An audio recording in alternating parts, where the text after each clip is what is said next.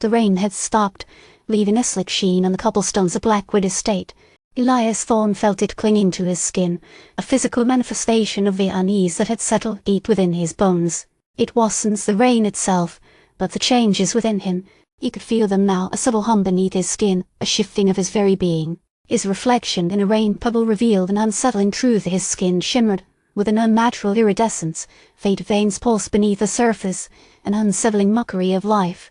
He's been summoned by Mr. Silas, his employer, to the estate's circular chamber.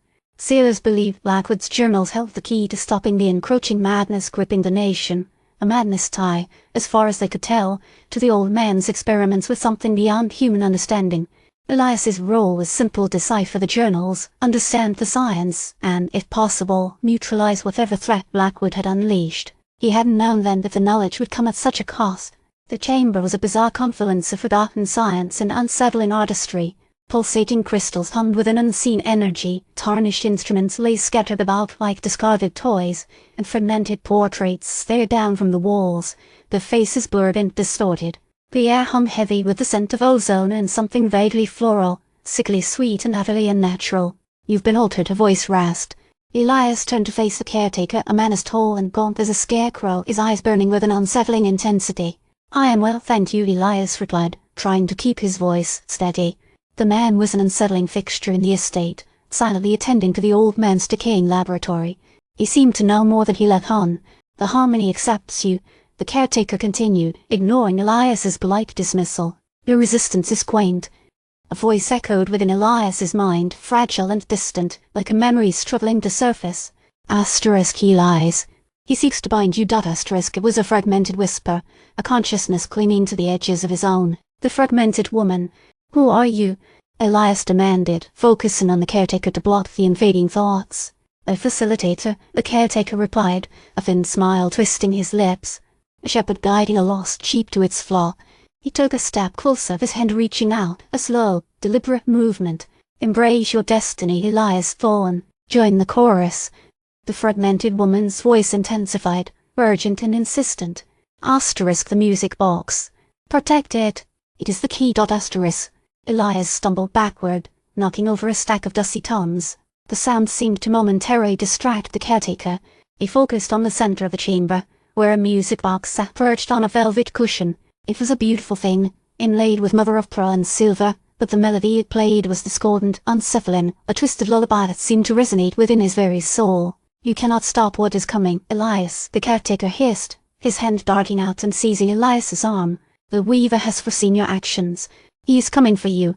The Weaver. The name resonated with a chilling familiarity, the concept buried deep within Blackwood's fragmented nodes.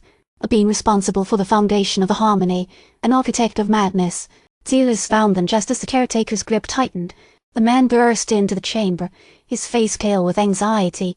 "Elias, what's happening?" he cried, lunging forward, but it was too late. The caretaker shoved Elias to the ground and vanished into the labyrinthine corridors of the estate. Silas, startled by the sudden movement, tripped and fell, his frail body hitting the stone floor with a sickening thud.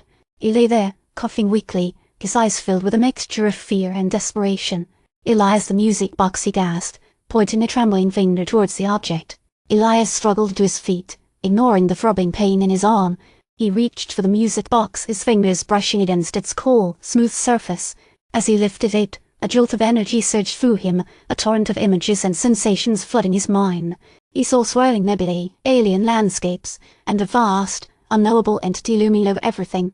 He saw himself, not as he was, but as he could be a conduit, a vessel, the part of something far greater than himself. He slammed the lid shut, cutting off the flow of information. The fragmented images vanished, leaving him gasping for breath. He looked down at his hands, his skin shimmering in the dim light. The change was undeniable. It was becoming something else.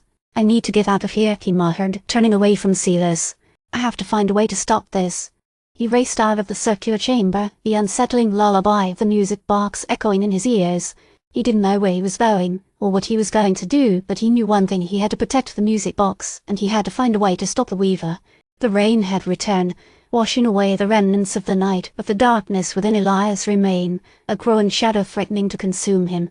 He felt the Weaver's awareness, a dark presence watching his every move, waiting to claim him as his own. He was a pawn in a cosmic game, a man caught between two worlds, destined to either save humanity or become a harbinger of its destruction.